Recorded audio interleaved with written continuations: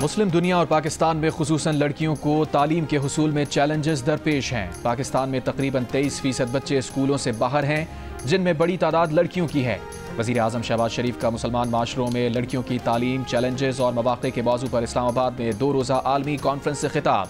शहबाज शरीफ ने कहा, राबिता आलम इस्लामी की लड़कियों की तालीम के फ़रोग़ के लिए कोशिशें लायक़ तहसीन हैं। आलमी कॉन्फ्रेंस का पाकिस्तान में इनेकाद एजाज़ है। इस्लामाबाद में जारी कॉन्फ्रेंस में मलाला यूसुफजई भी शरीक। मलाला ख़वातीन की तालीम से मुताल्लिक़ चैलेंजेस के हल पर बात करेंगी। कॉन्फ्रेंस में 47 ममालिक के 150 से ज़ायद मंदूबीन शरीक। यूनेस्को, यूनिसेफ, आलमी बैंक समेत मुख्तलिफ बैन अल-अक़वामी तंजीमों के नुमाइंदे भी मौजूद। कॉन्फ्रेंस में इस्लामाबाद एलामिये पर दस्तखत भी किए गए।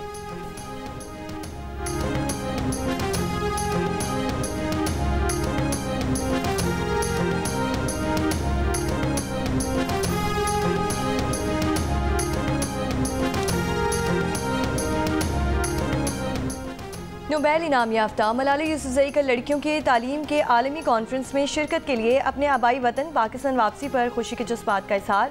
खबर एजेंसी से गुफ्तगू करते हुए मलाला यूसुफजई का कहना था कि पाकिस्तान वापस आना इनके लिए एहसास की बात है और वो बहुत खुश हैं। इस्लामाबाद में 2 रोज़ा कॉन्फ्रेंस में मुस्लिम अक्सरियती ममालिक के नुमाइंदे शरीक हैं, जहाँ लाखों लड़कियाँ अब भी स्कूल जाने से महरूम हैं। मलाला का एक बयान में कहना था कि कॉन्फ्रेंस में अफ़गान ख़वातीन और लड़कियों के तालीमी हुकूक पर भी बात करेंगी।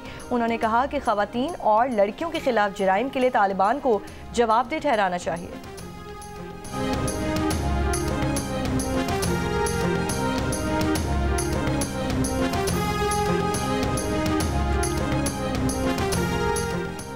मुज़ाकराती कमेटियों का इजलास तलब करने के लिए अपोजिशन या हुकूमत में से किसी ने राबता नहीं किया। हुकूमत और इत्तेहादी फैसला कर लें कि PTI की मुज़ाकराती कमेटी की बानी PTI से मुलाकात हो सकती है या नहीं। फरीक़ैन जब कहेंगे 1-2 रोज़ के नोटिस पर इजलास बुलाने के लिए तैयार हैं। स्पीकर कौमी असम्बली अयाज सादिक की जियो न्यूज़ से गुफ्तगू। कहा, PTI की मुज़ाकराती कमेटी की बानी PTI से मुलाकात हुकूमत को करानी है, वो मेरी जिम्मेदारी नहीं है। अयाज सादिक का कहना था कि उन्होंने 4 जनवरी को असद कैसर को वाज़े किया था कि बानी PTI से मुलाकात का मुतालबा हुकूमत तक पहुंचा दिया है। राना सना और हुकूमत के अकाबरीन से तहरीक इंसाफ के रहनुमा बराह रास्त भी बात कर सकते हैं।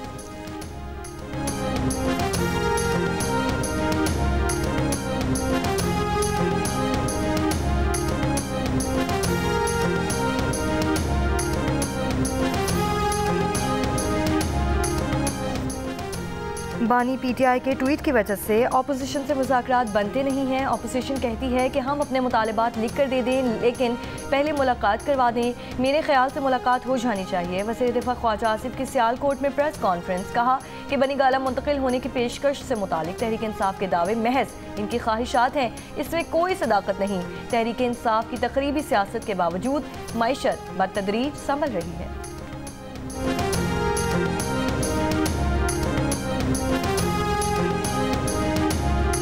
करक में इंडस हाईवे अंबेरी चौक पर ट्रैफिक हादसे में 10 अफराद जाँ बहक, 15 अफराद जख्मी हो गए।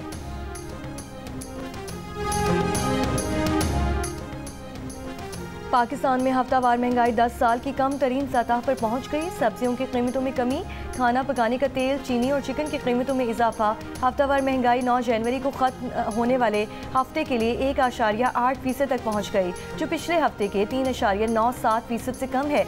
ये अक्टूबर 2014 के बाद महंगाई की सबसे कम शरह है।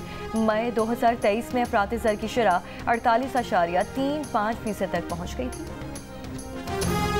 जितना दिन बढ़ते जाएगा उतना आलू और भी सस्ता मजीद होगा। अभी 100 रुपए किलो तक पहुंच गए, पहले 160 रुपए किलो था, अभी 100 रुपए किलो तक पहुंच गई। 1900 रुपए था, अभी 1850 तक आया है। तो एक हफ्ते में हुआ है, एक हफ्ते में हुआ है।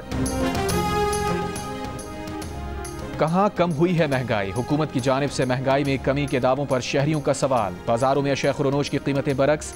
कराची में मुर्गी का गोश्त 700 रुपए, अंडे 330 और टमाटर 140 रुपए किलो में फरोख्त। गुजरांवाला में चिकन, बकरे के गोश्त समेत सब्जियों की कीमतों में इजाफा। कोयटा की सब्जी और फ्रूट मंडियों में कीमतों में मिला जुला रुझान। बाज़ सब्जियों की कीमतों में कमी और बाज़ में इजाफा। पेशावर में सब्जी, गोश्त और आटे समेत बेशतर अशिया खुरोनोश की कीमतों में मामूली कमी।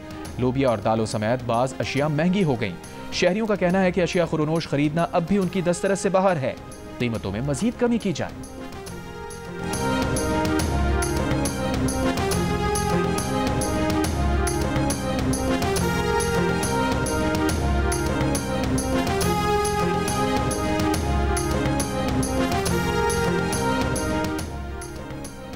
जिला कुरम में तकरीबन 100 रोज से मेन शाहराह आमदोरफ्त के लिए बंद। पारा चनार में अपर कुरम के कई इलाकों में अद्वियात और खुराक की किल्लत, रास्तों की बंदिश से शहरियों को शदीद मुश्किलात। शहरियों का सामान के साथ मुसाफिरों की आमदोरफ्त बहाल करने का मुतालबा।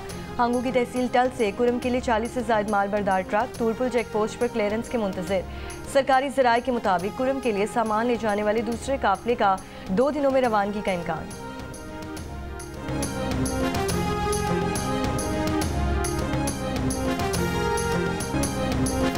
कराची के इलाके फेडरल एरिया में घर के बाहर खड़ी खातून से लूट मार की नाकाम कोशिश। खातून ने डाकू को मारने के लिए हाथ उठाया तो डाकू फरार हो गया। सीसीटीवी सामने आ गई। पुलिस के मुताबिक वाकया 7 जनवरी का है। वीडियो की मदद से मुलजिम की गिरफ्तारी की कोशिशें जारी।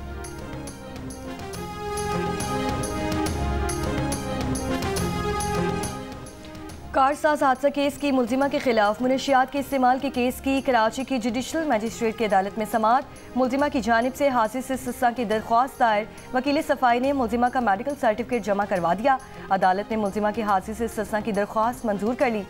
मुलजिमा की जानिब से मुकदमे में बरियत की दरख्वास्त भी दायर है। मुकदमे की समाअत 8 फरवरी तक मुलतवी। आइंदा समाअत पर मुलजिमा के खिलाफ फर्द जुर्म आयद होने का इम्कान।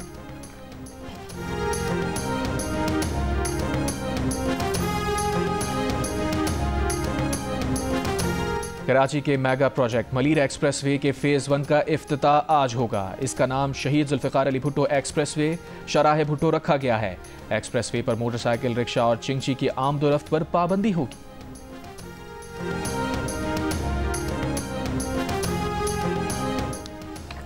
अमरीकी सदर जो बाइडन का अपने दौरे इक़्तिदार में अमरीकी मईशत पर बयान। कहा, दिसंबर 2024 में अमरीका में बेरोजगारी की शरह 4.1% की कम तरीन सतह पर आई। इनके दौर में रोजगार के 16.6 मिलियन नए मौके पैदा करना एक रिकॉर्ड है। सदर बाइडन ने कहा कि 4 साल की हुकूमत में कोरोना वबा के बावजूद हालात पर काबू पाकर उनकी हुकूमत ने न सिर्फ रोजगार के नए मौके पैदा किए बल्कि सेहत के शोबे में भी नुमाया काम किया, जिससे अमरीकियों के 160 अरब डॉलर बचेंगे। मुल्क में तवानाई की पैदावार अमरीकी तारीख की बुलंद तरीन सतह पर है। गजा पर इसराइली जारहियत जारी। सुबह से जारी इसराइली हमलों में 21 फ़लस्तीनी शहीद हो गए। गजा के इलाके रमल पर हमले में 3 फ़लस्तीनी शहीद और 10 जख्मी हो गए। डॉक्टर्स विदाउट बॉर्डर्स ने गजा के अस्पतालों में ईंधन खत्म होने पर तबाह कुन सूरत हाल की वार्निंग दे दी। अमरीकी वज़ीर ख़ारजा एंटोनी ब्लिंकन की ओमान के वज़ीर ख़ारजा से मुलाकात। खित्ते में इस्तेहकाम और गजा में जंगबंदी की कोशिशों पर तबादला ख्याल किया। अमरीकी अवान नुमाइंदगान ने इसराइली वज़ीर आज़म और साबिक़ वज़ीर दिफ़ा के वारंट गिरफ्तारी जारी करने पर बैनुल-अक़वामी फ़ौजदारी अदालत के अहलकारों पर पाबंदियाँ आयद करने का बिल मंजूर कर लिया। एमनेस्टी इंटरनेशनल की मज़म्मत।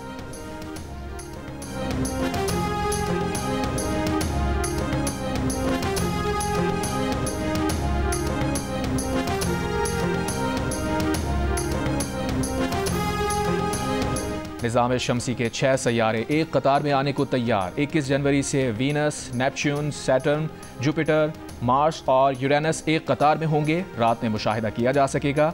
प्लेनेटरी अलाइनमेंट और प्लेनेटरी परेड कहलाए जाने वाले इस नज़ारे में जुपिटर, मार्स, वीनस और सैटर्न को बगैर टेलीस्कोप, जबकि नेपच्यून और यूरेनस को टेलीस्कोप की मदद से देखा जा सकेगा।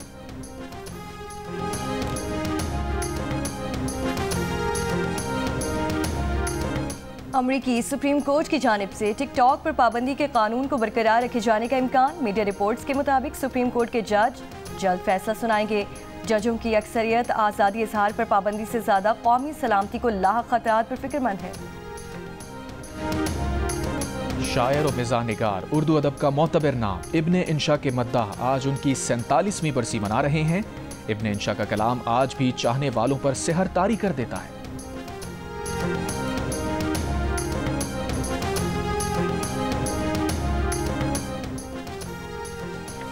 कराची के फेयर हॉल में 5वां सालाना फ्लावर शो जारी। मुनफरिद नुमाइश में 1 लाख से ज़्यादा खूबसूरत पौधे मौजूद हैं। फ्लावर शो का मकसद शहर की खूबसूरती उजागर करना और शहरियों को तफरीह फराहम करना है। फेयर हॉल में फूलों की नुमाइश कल भी जारी रहेगी। पाकिस्तान शाहीन्स और वेस्ट इंडीज़ के दरमियान वाहिद प्रैक्टिस मैच इस्लामाबाद क्लब में जारी। दूसरे रोज़ वेस्ट इंडीज़ ने 346 रन 8 विकेट आउट पर इनिंग्स डिक्लेयर कर दी। सालेक 99 और आमिर 63 रन बना सके।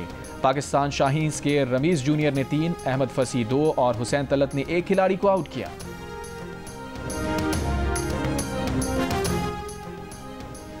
और ICC वफ़द की पिंडी क्रिकेट स्टेडियम आमद का दौरा। वफ़द ने चैंपियंस ट्रॉफी के इंतजाम का जायजा लिया।